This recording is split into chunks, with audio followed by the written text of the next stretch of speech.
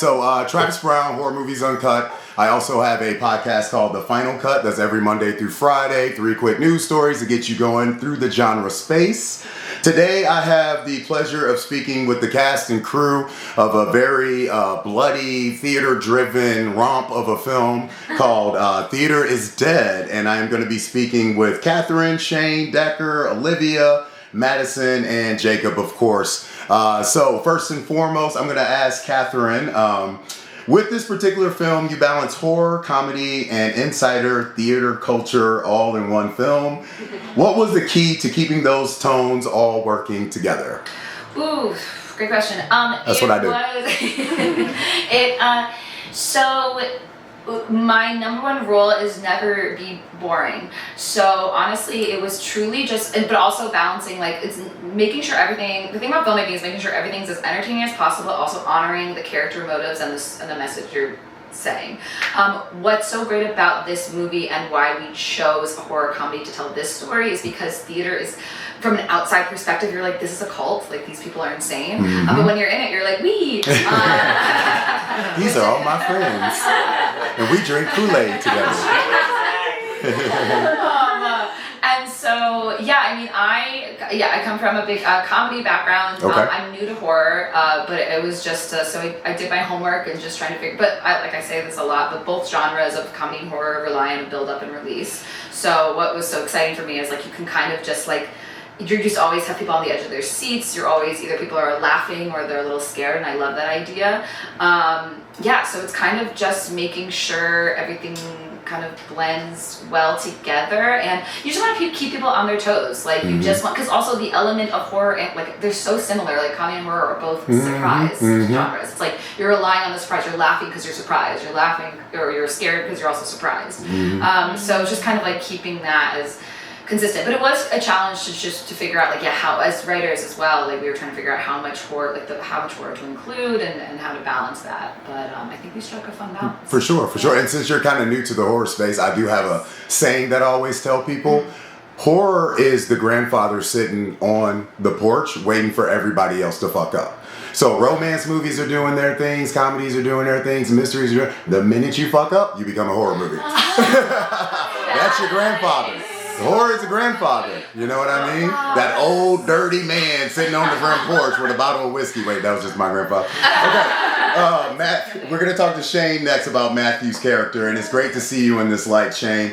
Matthew feels like a force of nature, charismatic and terrifying at once. My question is, how did you step into that duality? I mean, it was definitely a role that when I read the script, I felt like I could sink my teeth into, for sure. I mean, I was saying a little bit earlier, it's not like he's not the devil, but he might want to be. Right. He like ascribes to be. Right. You know, he's like, this might be the thing. They belong to the same bathhouse. Wouldn't have said it better.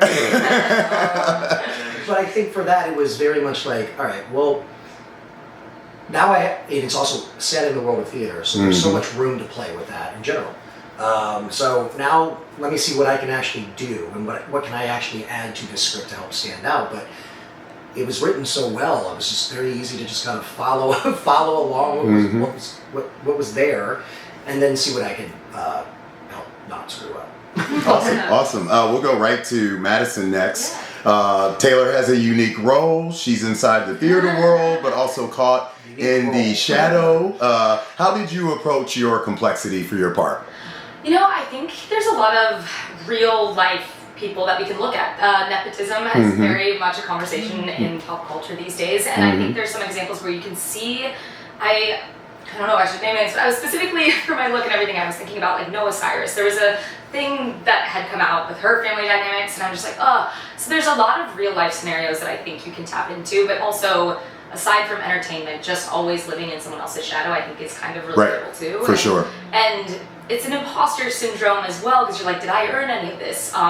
Is this really mine? Do I deserve this? So I think those are feelings that I could relate to. It's just being a human being. Awesome. That's a great answer. I was getting Darlene from Roseanne vibes too. Yeah. You know what I mean? Like that kind of angst, right? Olivia, Shannon starts off as one of Willow's peers, but feels the shift in attention and energy once Matthew brings her in. How did you approach playing those subtle changes in friendship and rivalry? I love musical theater kids because I think it's always like that. It's like, I'm gonna smile at you, but they're just so gnarly and they want it so badly, which I love that about her. So I think she spotted her right away and she was like, look at this freaking ingenue, I hate her. But you gotta keep your enemies close. So it was just, I love torturing Decker. So it was just a joy to do, and Katherine always bringing such fun things to play with and to mess with everyone, yeah. Awesome. Decker, Willow is torn between pursuing theater under Matthew and staying committed to her invention project with Ben. How did you capture that internal conflict? Well, it's a little bit biographical in the sense that I was an engineering major Oh, okay. in college and was... And you have a whole bunch of like dildos and all types of things that you made just sitting on your shelf at home. Just things to put inside of people all inside of your place. Exactly.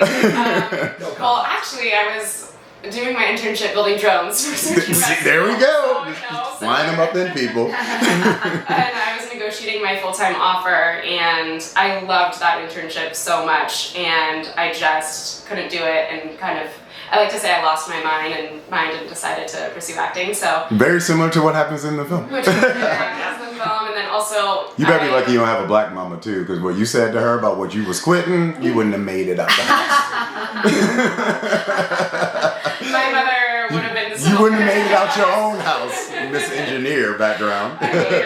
Yes, I'm lucky that my parents were very supportive in this decision, but I'm sure I also broke their hearts a little bit. You know, they were sitting in bed like, what did we do? Did we do something? We were almost good. We were almost good. Was it too much Starbucks or Andy's ice cream? Was it too much? And of course, Jacob with Ben. Ben's focus is on the invention project, and his frustration builds as she gets pulled deeper and deeper into theater. How did you play that growing tension for your character?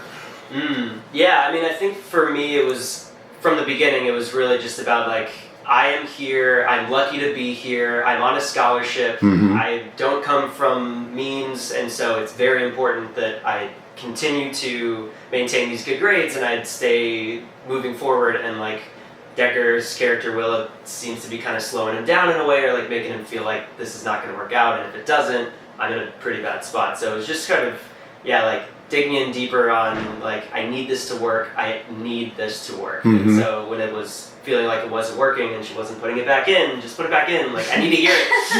You can't practice on yourself. I can't practice on myself. I got 2 thumbs and 0 vaginas. So. Well, dealing with all those, to piggyback one more time, dealing with all those real world stakes, like how did that contrast shape your performance?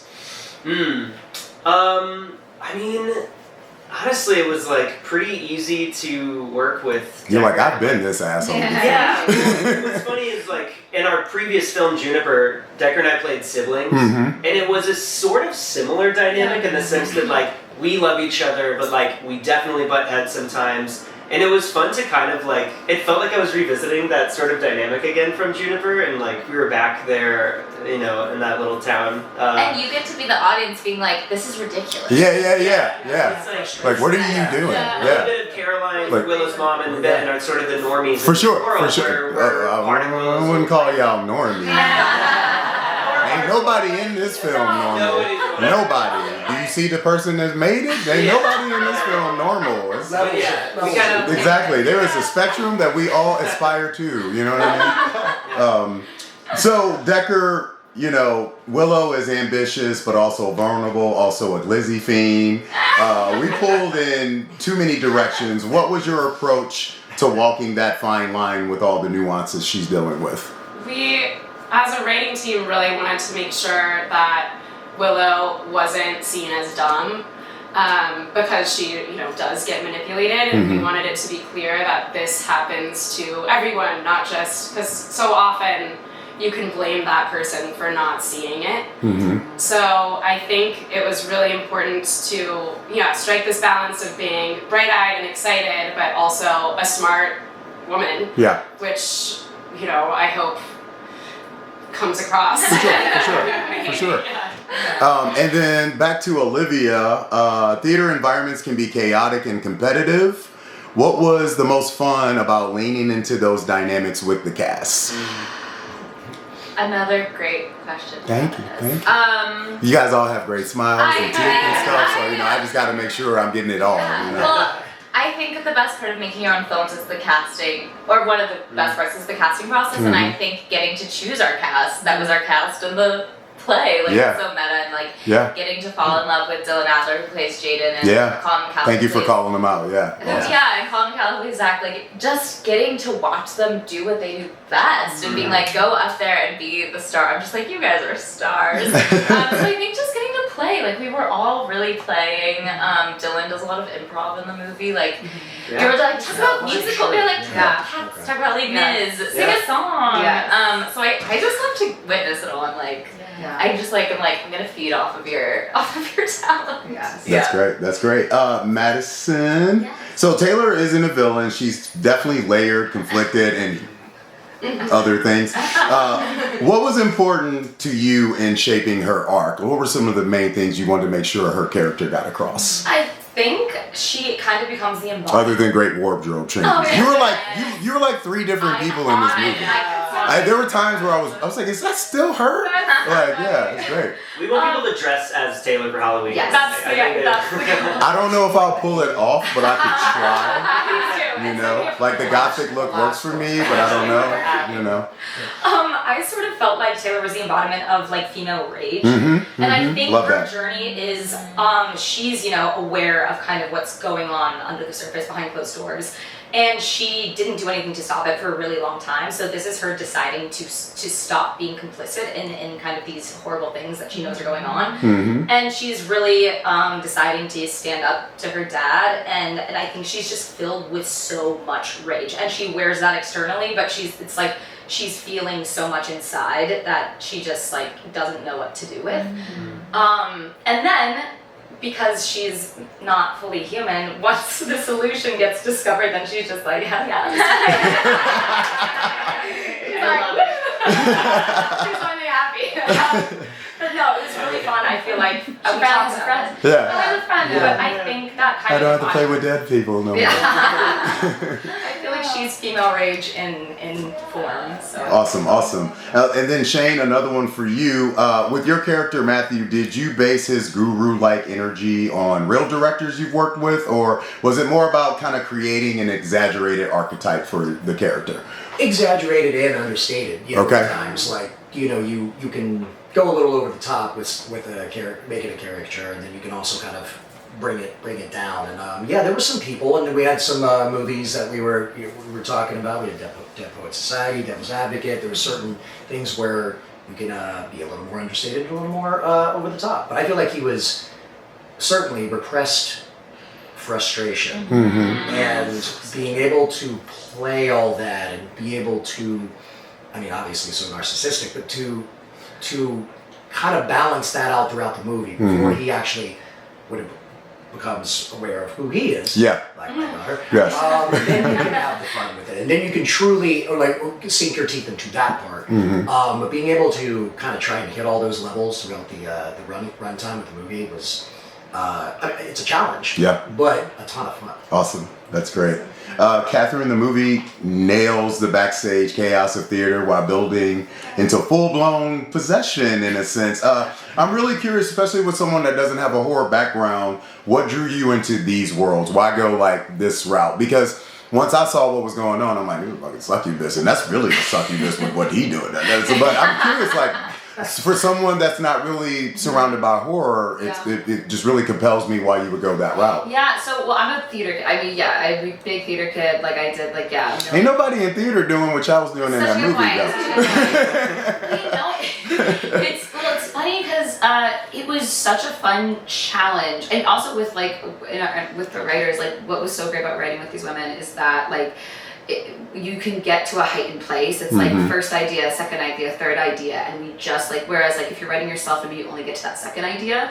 So we all were able to like bounce off of each other in a really great way. And then like once we kind of, and also it was really nice because I think when you're writing just by yourself, and I have that experience of like you're a little more timid of like, is this too weird? But when you're with people and you're like, we would just like be at Madison's house late at night just like giggling and just out of our minds, and you feel more confident because it's like, that's not crazy, right? Yeah, it's not too crazy, who cares if it's crazy, let's do it. Like, you know, you kind of build up. So that was, and so once we had, you know, the script, I'm so proud of the script and what we did, and I felt a very big responsibility to make sure I did my due diligence as director to like bring it to life in the best way. And I just and also we have a constraint of budget, so that was like the real world stuff always comes in, time, money. But it's the how many hot dogs that we went through on set. Almost we almost went over time. But it's like the Zach. I am never gonna let you down for that your entire career. But yeah, it's the Zach Soul Suck. Well, it was one of my favorite. One of the ones I'm most proud of because I think it's very fun, like we just move the camera away from him, and that was just me being at the location and and being like I could not figure out how to stage this scene. Katherine played every part. Like you would film. We filmed everything on me and my DP filmed everything on our iPhones, and we had no time because we didn't make sure we had everything, so I played every part. So we have a whole movie of me just like you, Hey, and I'm and there's blood, and there's more blood. Basically storyboard. Yeah, that's great. That's great. Yeah. Okay, I got one more question for everybody. Thank you all so much for your time. You guys are fantastic. Katherine, last question for you. The film also taps into ambition versus responsibility. How important was it for you to show that tension outside of the theater itself? Ooh, ambition versus responsibility. Well,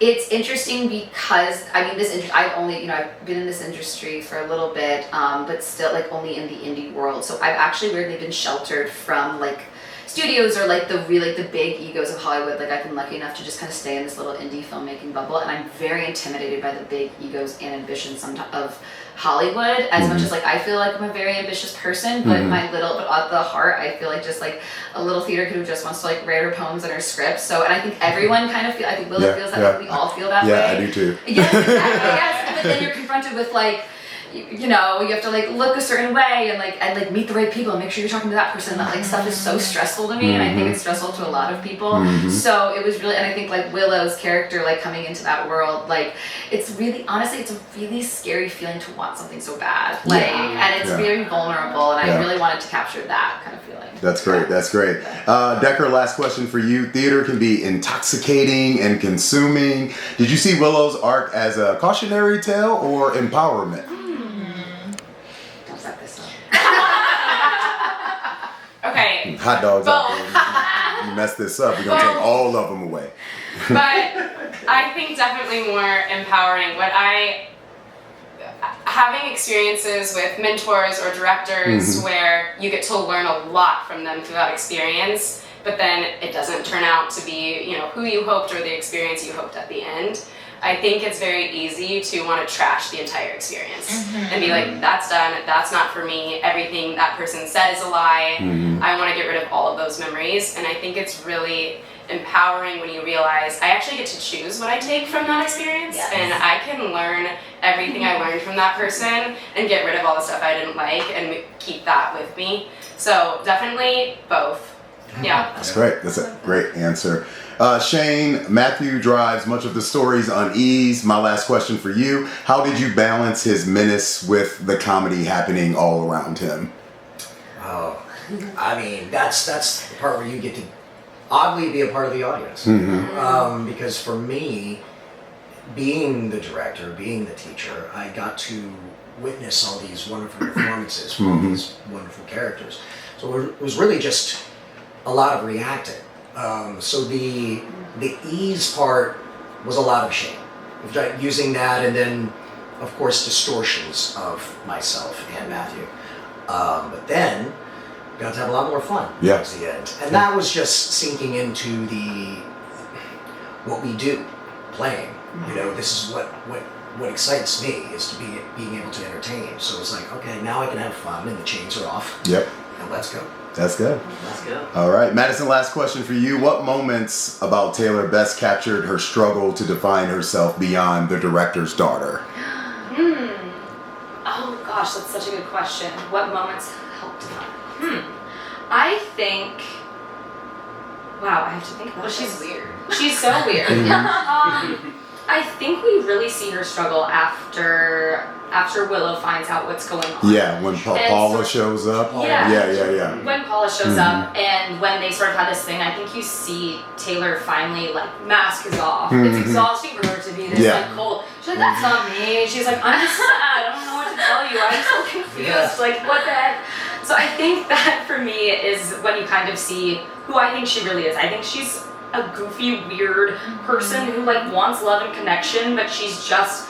She doesn't really know how to get that, and when she does have it, it's taken away. So I think that's when we see who Taylor really is. That's great. Great answer. You shouted out Paula really quickly. If I may Yes. give her a shout Yes, out. please. So Stephanie's Probably the Tsunami. most beautiful woman I've ever seen in my life. Intimidating for her to be around us. You know what I'm saying? Like, your boy had the iPod. I was like, I'm gonna have to go into the bathroom myself and watch this. She's so beautiful. Her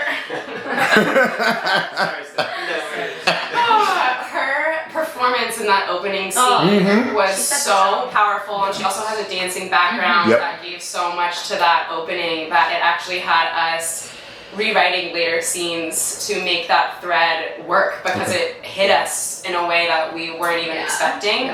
So I just wanted to shout her out for that because that was a wonderful thing, and also was so great about having the writers on set. It's like, oh my gosh, this is powerful. So the reaction to Mm-hmm. that in the premiere was Yes. Okay. Yes. That was one of the biggest like right away. reaction. Yeah, they like that was crazy. Yeah, she goes down, the title comes up, and everybody just exploded. It was like, you're in the right place. That's amazing. That's amazing. Well, look, guys, that is my time. I really would love to talk to you guys a lot more, but you know, that's business, and that's the world of Hollywood. It's not the world of theater, unfortunately. But thank you guys all so much, Theater Dead. We're going to be looking for distribution news pretty soon, things of that nature. So best of luck with everything, and please keep us posted, Katherine, on everything you got coming up here in the future too. Okay? Thank you all so much. Really appreciate it.